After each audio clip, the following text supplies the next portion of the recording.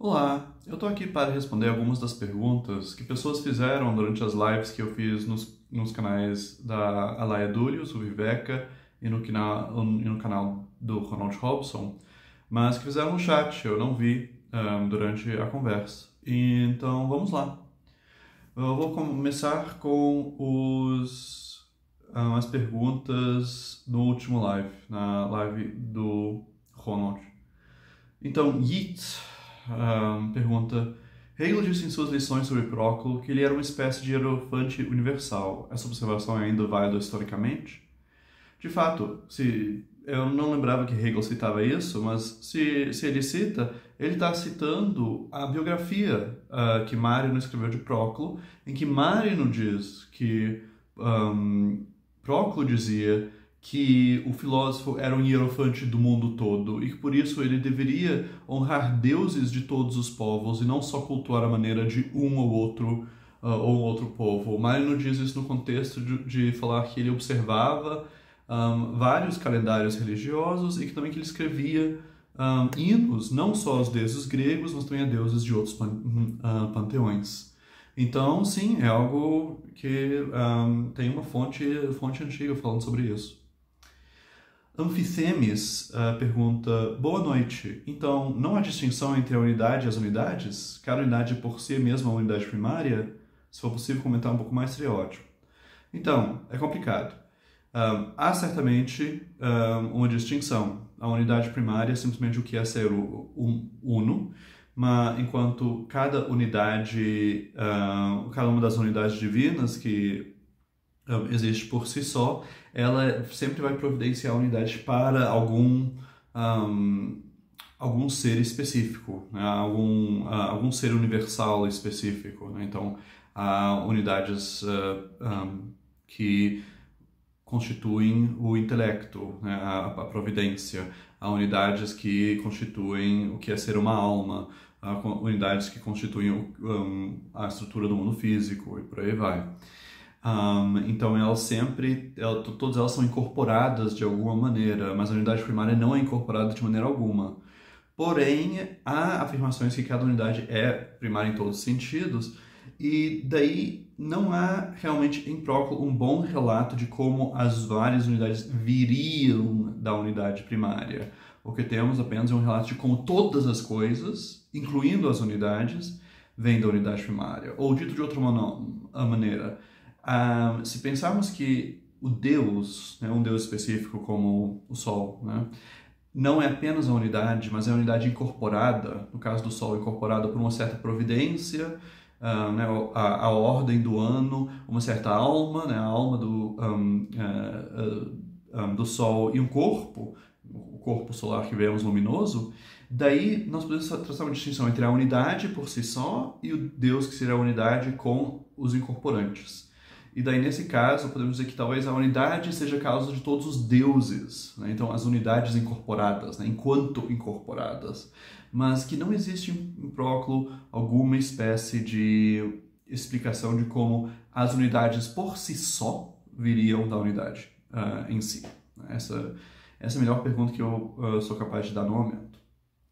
José Luiz Bonfim pergunta: Parece que para ele não há um eternalismo tal como Severino propõe, onde a eternidade é aderente ao ser. Ao contrário, as coisas não deixam de existir, não se extinguem, mas ao mesmo tempo passam.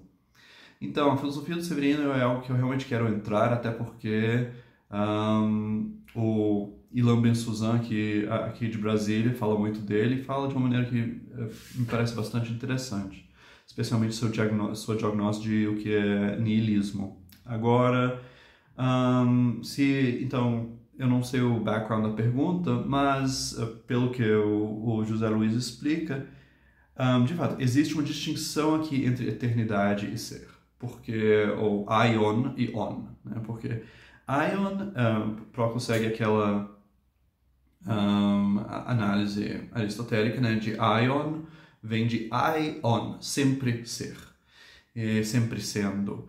E por isso que o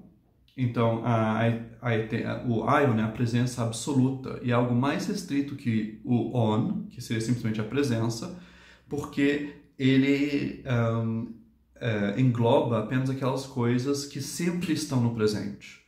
Enquanto o ser engloba também as coisas cuja presença passa e que ainda virá, né? As coisas que devêm, que aparecem. Né? E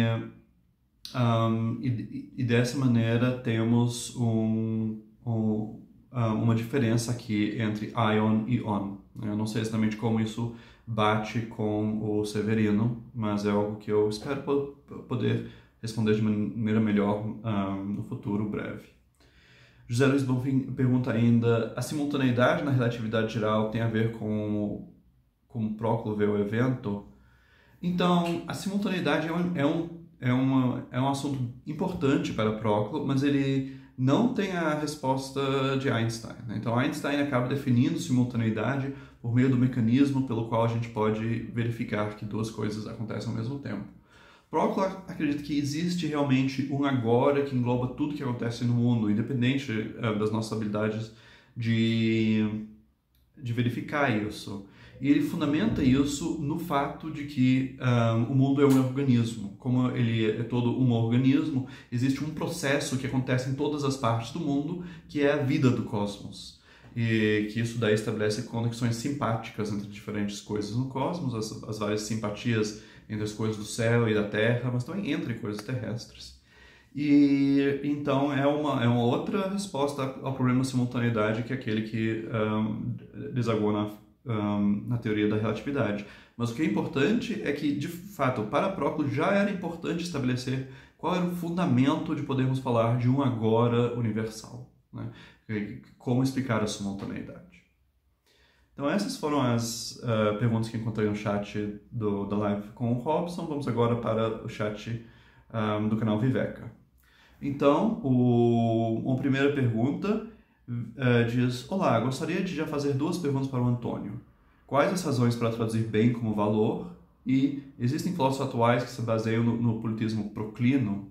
Então, sobre os filósofos atuais, eu posso falar bem. O Edward Butler, que foi um dos grandes, por assim dizer, redescobridores do radicalismo do politismo proclino, ele é um metafísico por conta própria, e ele é um filósofo que realmente merece ser lido e que tem ampla experiência em várias tradições politeístas. Aqui no Brasil, Peter Hübner tem se inspirado muito por Proclo também. Então, essas são as duas coisas que me ocorrem de imediato. Agamben, de vez em quando, discute Proclo, ele é um dos poucos filósofos contemporâneos que leva em conta Proclo, mas ele não parece ter em mente o politeísmo dele. O Vicente Ferreira da Silva, o nosso Vicente Ferreira da Silva, ele é um filósofo politeísta contemporâneo, né? Mas mais por uma via heideggeriana. Ele usa alguns vocabulários neoplatônicos, como diacosmese e teurgia, mas eu não sei o quanto que ele se envolveu com Proclo especificamente.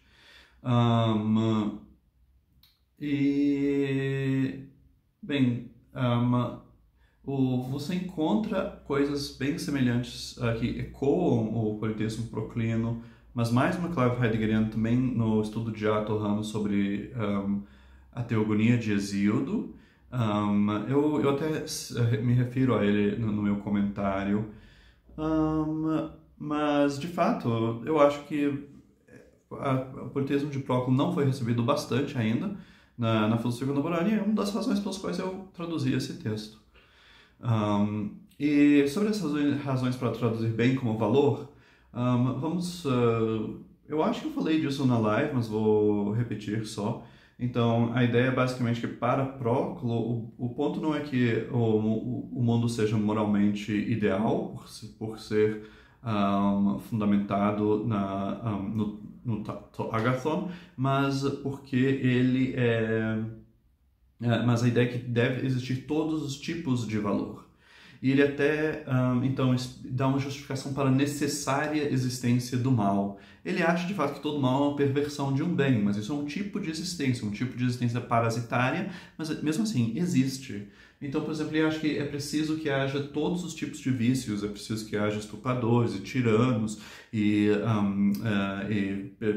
mentirosos e tudo, porque essas vidas viciosas humanas, essas vidas humanas que fracassam em ser um bom ser humano, são um princípio para que daí surjam as vidas animais. E é bom que haja toda a diversidade de modos de vida animal. Então, o que é realmente importante para Proclo, o que é o modo como o mundo exprime a sua origem última no valor, então Agathon, é que aqui todos os valores são realizados.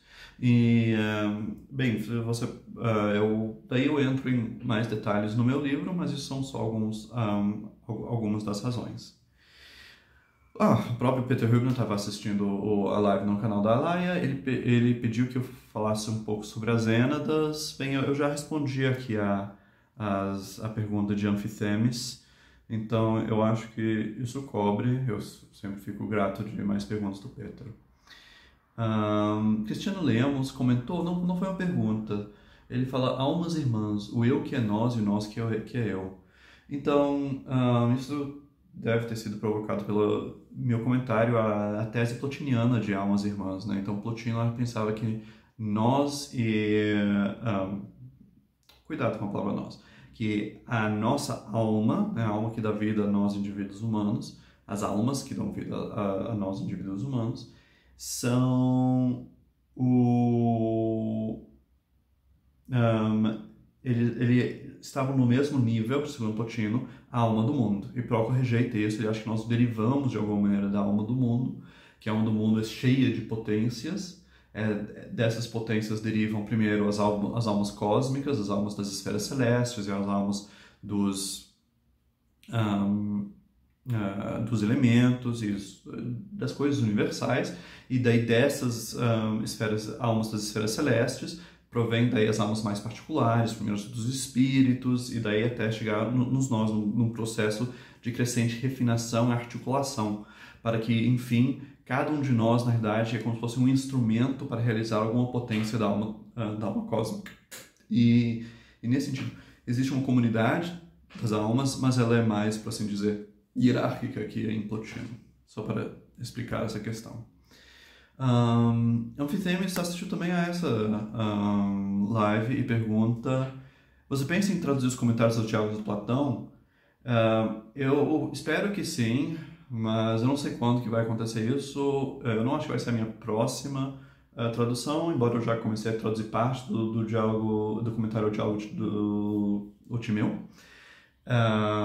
E vamos ver, mas eu espero sim, assim, eu acho que é muita coisa para eu traduzir tudo na minha vida, mas se eu puder lançar as bases para a tradução de Proclo em português, eu ficarei muito feliz, se o mundo não queimar. Vaneri de Oliveira pergunta, uma questão por gentileza: se nos identificarmos com o nosso daimon ligado a um Deus, nos identificamos com a parte e não com o uno ou com a unidade? Nos prendemos cada vez mais à parte? Então, a ideia é que, de fato, não podemos ficar parados na identificação com o daimon. O daimon é apenas um passo em direção à divindade. Quem para na identificação com o daimon não chega a realmente ser plenamente e conscientemente instrumento de um Deus. Então, de fato, isso é apenas um passo por assim dizer, no caminho espiritual que Proclo desenha para seus leitores. João Pedro Correia Blasques pergunta: Antônio, sendo a forma do sistema de Proclo física e teológico euclidiana, poderia ser esse sistema ser revisado à luz das inovações de filósofos matemáticos com as geometrias não euclidianas? Tem quem propõe algo que chama de platonismo não euclidiano. Isso, de fato, eu acho que é uma expressão cunhada pelo Peter Hübner. Bem, isso não... Mas... e ele tem a ideia aí que seria... até onde eu entendo, que seria possível que coisas, por assim dizer, inferiores no sistema influenciassem as coisas superiores. E eu acho uma ideia muito interessante, mas tem que realmente substanciais de alguma maneira. Agora, sobre... mas a ideia euclidiana de Proclo na sua física e teologia é mais um modo de apresentação, e isso não depende dos conteúdos exatos da geometria euclidiana. Então isso não. No lançamento aqui de Brasília, alguém fez uma pergunta semelhante sobre se seria possível formalizar o sistema de Proclo. Eu acho que, assim, teoricamente seria possível avançar até o fim nesse projeto de elementarização e daí tornar o texto, ou assim, o projeto dos elementos da teologia formalizável de alguma maneira mais consistente aos moldes de hoje.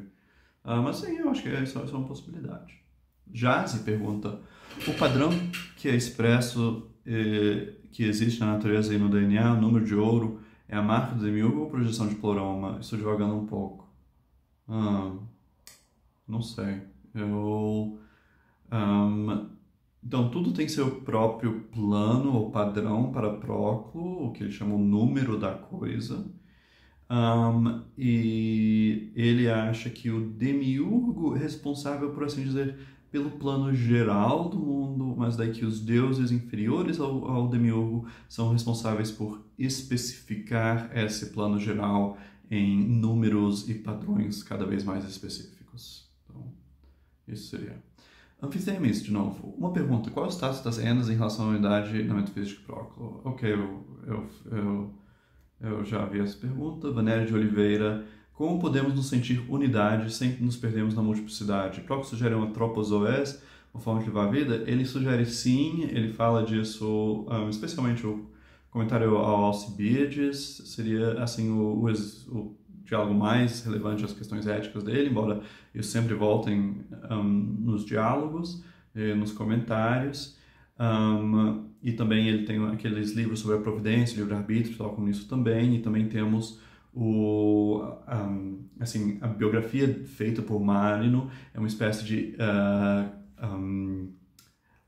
escada por meio de todas as virtudes que uma pessoa precisaria ter. Ele quer mostrar que Proclo, de fato, conseguiu desenvolver todas as virtudes. E então temos aí muito material ético em Proclo.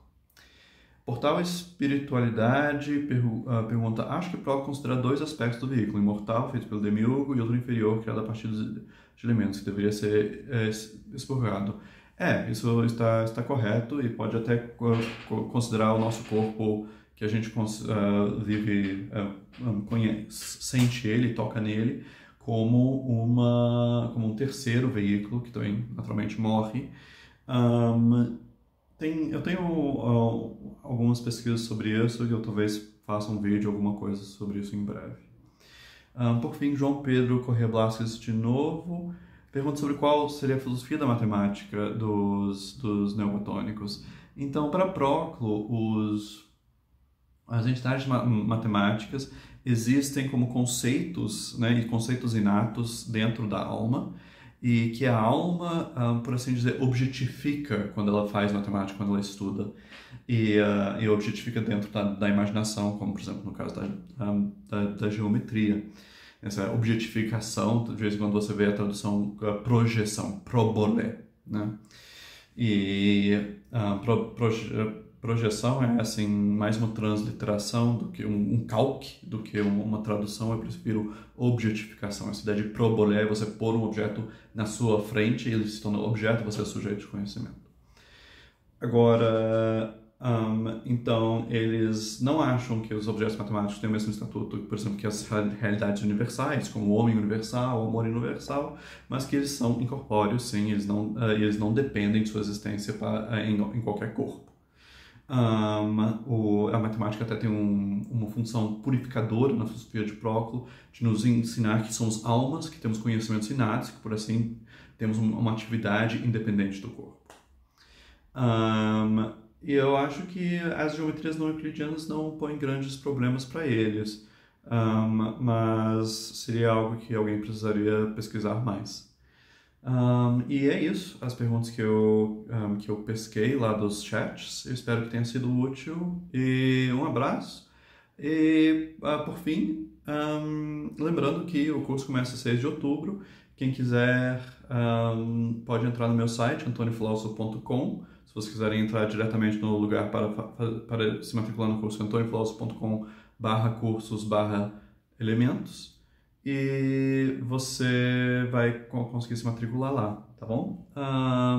E quem tiver o livro e me mandar um comprovante de prova ou divulgar o livro, idealmente divulga o livro com uma foto sua com o livro em alguma rede em que eu também estou e me marca lá, daí você ganha o primeiro mês de graça. E é isso. Obrigado.